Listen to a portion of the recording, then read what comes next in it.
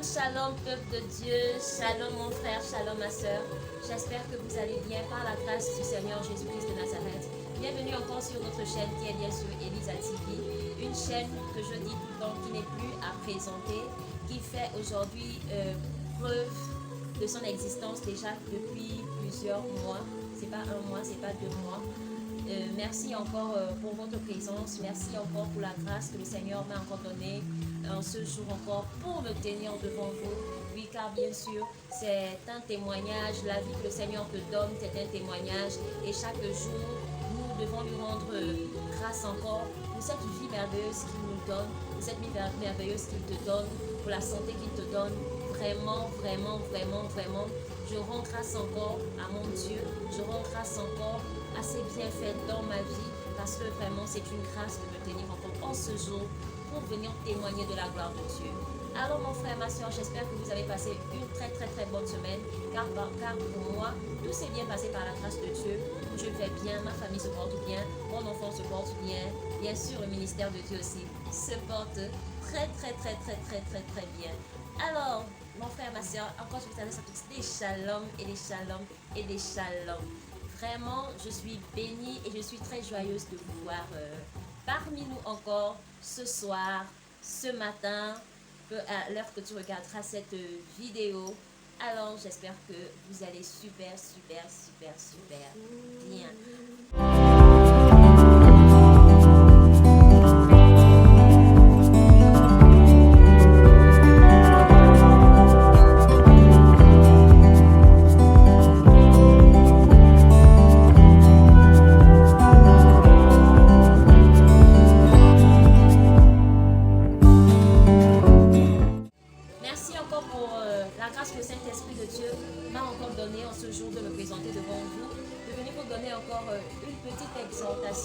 Car bien sûr encore, tant que nous vivons, tant que nous avons le souffle de vie, nous avons toujours le devoir de témoigner des bienfaits et des bienfaits que le Seigneur fait dans nos vies.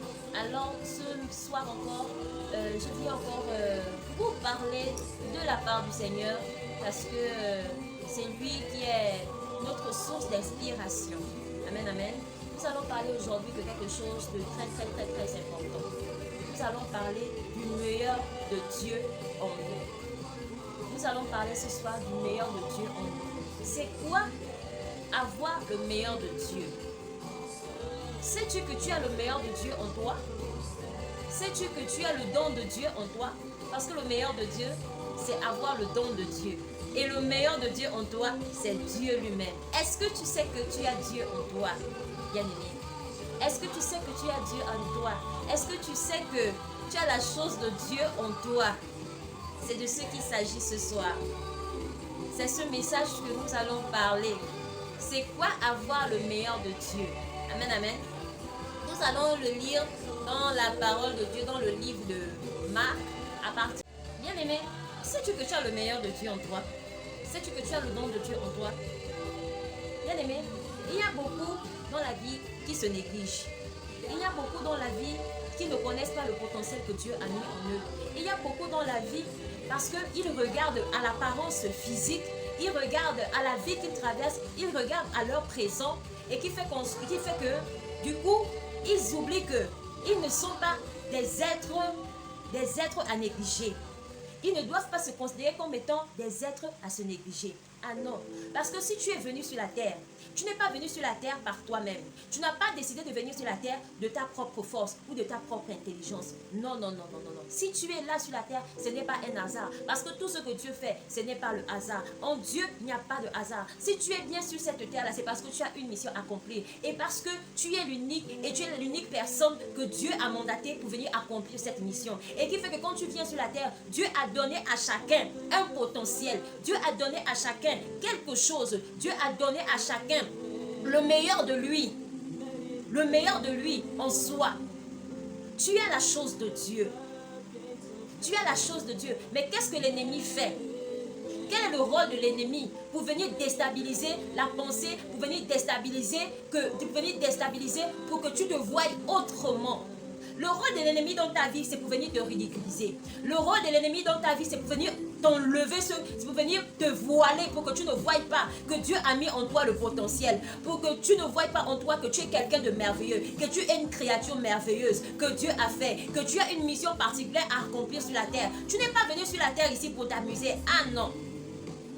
Tu n'es pas venu sur la terre ici pour t'amuser. Parce que tant que tu continues toujours à te lamenter, tant que tu continues toujours à croire que ce que la vie te montre ou ce que la vie t'impose, la vie que je peux dire ça comment, la vie que tu mènes, tant que tu continueras toujours à regarder cela, tu ne verras jamais le meilleur de Dieu en toi. Mais laisse-moi te dire que tu as le meilleur de Dieu en toi. C'est quoi le meilleur de Dieu? C'est quoi avoir le meilleur de Dieu? La parole de Dieu va nous dire sur l'histoire de Jésus. Lorsque Jésus a commencé son ministère, parce que Jésus commence son ministère à l'âge de 30 ans. Le ministère de Jésus va commencer à faire des exploits lorsque il va dans les eaux de baptême. Si vous regardez ma vidéo précédente, je vous avais expliqué les 4 dimensions. Les 4 dimensions de la création de Dieu. Parce que dans la création, il y a des étapes. Nous avons l'étape de la première créature. Il y a l'étape de enfant, il y a l'étape de fils et l'étape de épouse. D'où je disais dans la précédente vidéo que parmi toutes ces étapes, où te situes-tu? Où te situes-tu? Pour mieux comprendre cette vidéo, je t'interpelle vraiment à aller regarder cette vidéo que je mettrai en sous-titre.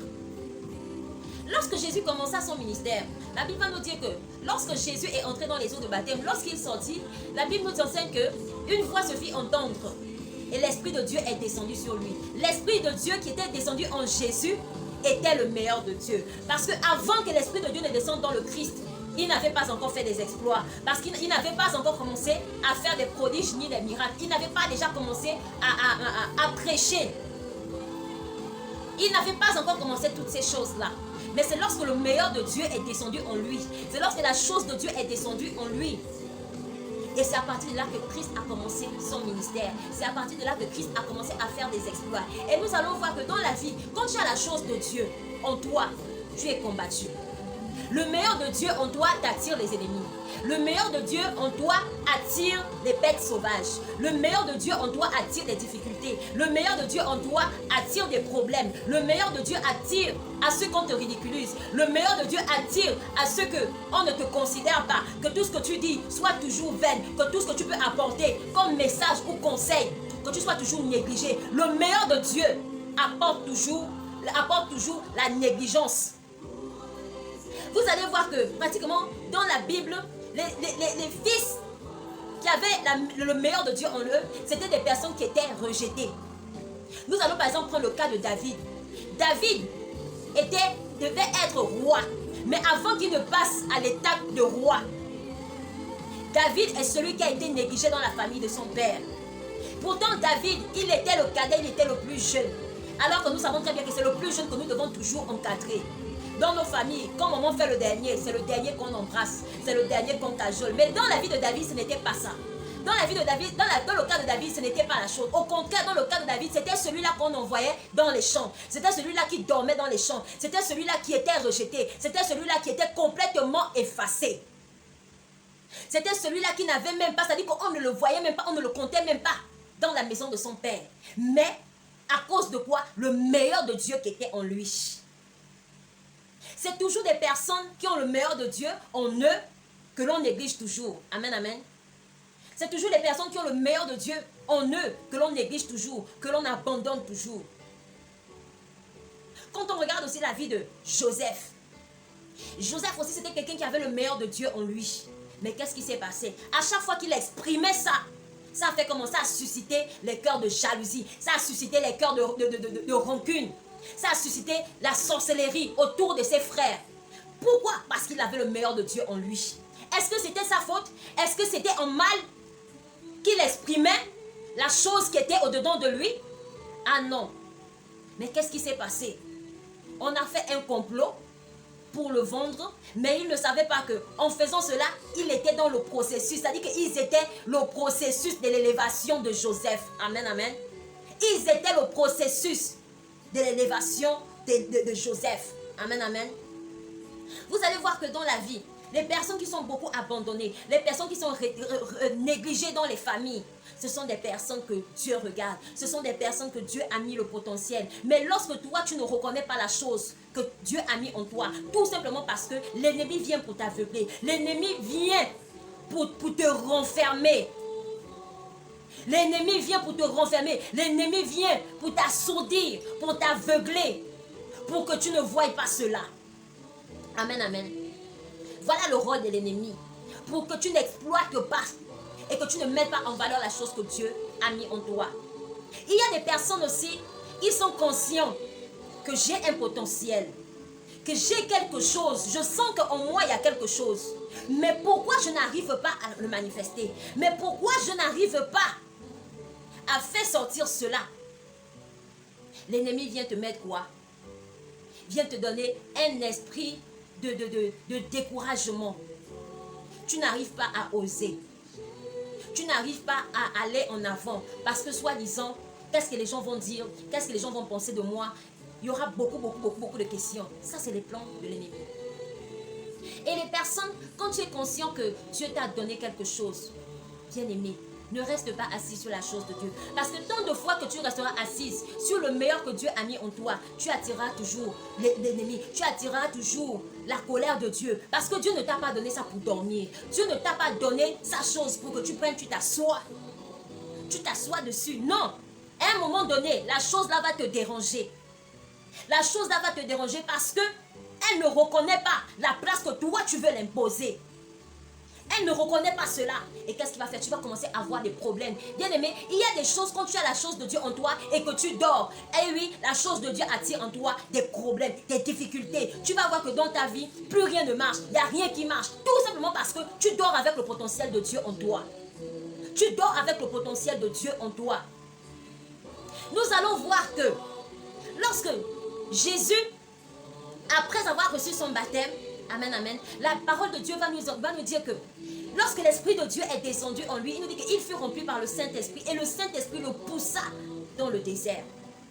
Vous allez voir que, bien aimé, quand tu es conscient en toi que tu as la chose de Dieu, tu verras qu'il y a des difficultés autour. Il y a des difficultés. Parce que l'Esprit de Dieu fait comment t'emmène dans le désert. Le désert te permet, ça dit que c'est le désert, c'est là où Dieu nous éprouve. Nous, en tant que fils de Dieu, c'est dans le désert que nous sommes éprouvés. Tu vas voir que malgré tout ce que tu fais, il y a des difficultés autour, il y a des blocages. Tu commences à te lamenter, tu commences maintenant à te poser toutes sortes de questions. Même Jésus a été précipité, a été envoyé dans le désert pour se laisser tenter. À combien plus forte raison, toi? Qui sommes-nous? Dieu veut tester ses fils. Il veut connaître exactement qui lui appartient. Si tu peux mettre en valeur son potentiel, si tu peux le valoriser, parce que Dieu aime quand on valorise sa chose. Dieu aime quand on donne la grandeur à son meilleur. Dieu aime ça. Il veut voir si tu es fidèle. Il veut voir si tu vas l'abandonner. Il veut voir si tu vas le rejeter. Ce n'est pas qu'il n'est pas avec toi, mais Dieu nous éprouve dans le désert.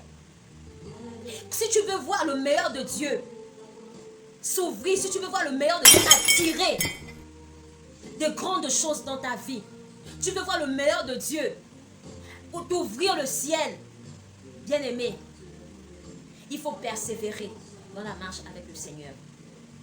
Il faut persévérer. Et je vous assure que ce n'est pas facile. Quand tu n'as pas Jésus, je ne connais pas pour certains, mais moi je parle en tant que fils, en tant que fille du royaume des cieux. Je ne connais pas pour les autres. Mais moi je sais que pour réussir dans la vie, quand tu veux aller, parce que la Bible nous enseigne que, la parole de Dieu nous enseigne que c'est la bénédiction de Dieu qui enrichit, qui ne se fait sous aucun chagrin. Je ne connais pas comment d'autres font pour réussir, mais moi je parle de celui qui est en Christ.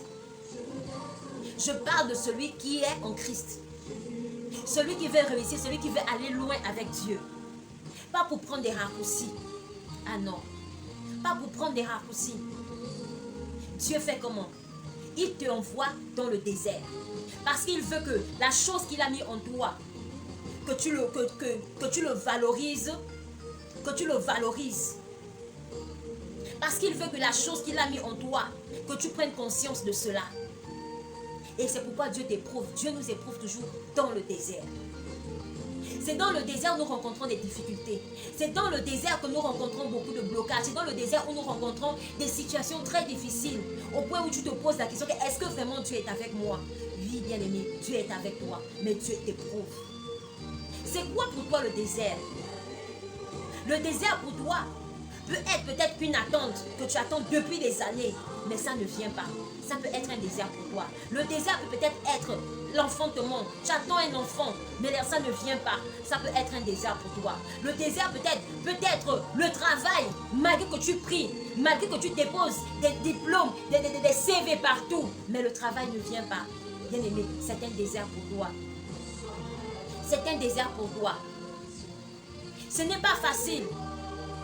Bien aimé, quand on a le meilleur de Dieu ne produit pas aussitôt le fruit. Le meilleur de Dieu ne produit pas aussitôt l'excellence. Non. Non, pas du tout. Le meilleur de Dieu se cultive. Si Jésus a été précipité ou bien s'est laissé, le Saint-Esprit l'a poussé dans le désert pour se laisser tenter par le diable, ce n'est pas toi qui ne seras pas poussé dans le désert. Parce que justement, Dieu veut te fortifier. La parole de Dieu nous dit qu'on ne donne pas la nourriture sainte aux pousserons, ni aux enfants. On le donne aux gens matures. À ceux qui sont matures. On donne la nourriture solide à des matures. Si Dieu te considère comme étant encore un immature, si Dieu te considère encore comme étant un enfant, bien aimé, ce n'est pas facile que Dieu manifeste déjà en toi son meilleur parce que tu vas le gaspiller. Parce que tu vas le gaspiller. Bien aimé. Le meilleur de Dieu attire des problèmes. Mais lorsque tu réussis à passer l'étape du désert, quand Dieu voit que mon enfant, là maintenant je vois que tu es solide, là maintenant je vois que tu es caillou, là maintenant je peux manifester ma gloire au-dedans de toi. Il fait comment? Il jaillit. Il jaillit. Il ouvre le ciel afin que le meilleur de lui maintenant commence maintenant à attirer des grandes choses tout autour de toi. Bien aimé. Je voulais te dire ce soir que ne néglige pas la chose que Dieu a mis en toi. Ne néglige pas le potentiel que tu as. Travaille ce potentiel dans le Seigneur. Et que le Saint-Esprit de Dieu te donne la maturité. Le Saint-Esprit de Dieu t'éveille encore. Plus. Et que si tu ne savais pas ce que tu avais de Dieu, et demande au Saint-Esprit de te révéler ce qu'est pour toi le meilleur de Dieu. Le meilleur de Dieu, ça peut être chanter, ça peut être évangéliser. Le meilleur de Dieu, ça peut être avoir le don libéral d'aider les gens. C'est divers. C'est divers. Mais que le Saint-Esprit de Dieu t'oriente. Que le Saint-Esprit de Dieu t'ouvre les yeux et te révèle qui tu es. Parce que tu n'es pas une personne à te négliger. Je voudrais te faire prendre conscience de quelque chose. Que ne te néglige plus. Ne regarde plus tout ce que les gens disent autour de toi. Ne regarde plus. Ne cherche plus à vouloir faire comme. Parce que tu vois en toi que ça ne va pas. Ou bien tu vois en toi parce que tu te négliges. Tu veux chercher à vouloir imiter l'autre. Non. Dieu a mis quelque chose en toi et tu dois le faire valoir. Si tu ne sais pas comment est-ce qu'il faut le faire valoir, ou si tu ignores ce que Dieu a mis en toi, à partir d'aujourd'hui, prends conscience que tu as le meilleur de Dieu en toi et que le meilleur de Dieu là, c'est Dieu lui-même. Tu as le potentiel de Dieu en toi et ne t'assis plus là-dessus. Exerce-le et manifeste-le. Et tu verras que plus tu continues, tu commences à le faire. Le Saint-Esprit lui-même, le Saint-Esprit lui-même qui est Dieu, va lui-même faire sortir cela afin que ça soit vu aux yeux des gens. Vous allez voir que quand Jésus a commencé à faire ces miracles, la parole de Dieu va nous dire que les gens de la Galilée disaient que n'est-ce pas le fils de Joseph? C'est pas celui-là aujourd'hui qui fait ça. Quand tu as la chose de Dieu, toi, tu vas commencer, les gens seront étonnés, ça attire l'étonnement, on dit que on voyait toujours cette personne-là, non, on ne savait pas que cette personne était comme ça, ou bien cette personne-là pouvait faire ça. Voilà ce que le meilleur de Dieu fait. Le meilleur de Dieu amène toujours les étonnements. C'est-à-dire que les mêmes personnes qui t'ont négligé, les mêmes personnes qui n'ont pas cru en toi, ce sont ces mêmes personnes-là qui vont commencer à te chercher. Ce sont ces mêmes personnes-là qui vont commencer à regarder ce que tu fais. Ce sont ces mêmes personnes-là qui vont commencer à venir te liker. Ce sont ces mêmes personnes-là qui vont commencer à venir te déranger. Voilà, c'est que le meilleur de Dieu. Le meilleur de Dieu amène toujours une distinction. Le meilleur de Dieu amène toujours une grandeur. Le meilleur de Dieu amène toujours quelque chose de meilleur. Et c'est ce que je voulais te faire comprendre ce soir. Que tu as le meilleur de Dieu en toi. Tu as le meilleur de Dieu en toi. Alors, persévère dans la vie. Persévère dans le chemin que tu traverses avec Dieu. Et dis-toi que tout ira pour le mieux. Parce que souviens-toi que la parole de Dieu dit ceci. Si tu fais pour moi, je ferai pour toi. Dieu attend que tu fasses pour lui. Dieu attend que tu te lèves. Dieu attend que tu manifestes le potentiel qu'il a mis en toi. Il t'a déjà éveillé, tu connais déjà plus ou moins ce que Dieu a mis en toi. Ne t'assieds plus là-dessus, manifeste-le, fais un pas et tu verras que lui-même, il se chargera de faire le second, le troisième, jusqu'à ce qu'un jour, même toi-même, tu n'en reviendras pas. Tu te poseras des questions en te disant que, hé, c'est moi qui ai fait ça. C'est moi, et oui, bien aimé, la parole de Dieu nous enseigne que ce n'est pas par ma propre force, ni par mon intelligence, mais c'est par le Saint-Esprit de Dieu. Alors, j'espère que j'espère que le Saint-Esprit de Dieu t'a dit quelque chose ce soir. J'espère que tu manifesteras désormais le meilleur de Dieu en toi. Et j'espère que tu ne te négligeras plus jamais. J'espère que tu t'aimeras encore plus. Et sur ce, je te dis encore, merci d'avoir regardé encore cette vidéo. Et vraiment, n'oublie pas de liker, n'oublie pas de partager et toujours continuer à mettre des commentaires. Sur ce, je vous dis ciao, ciao.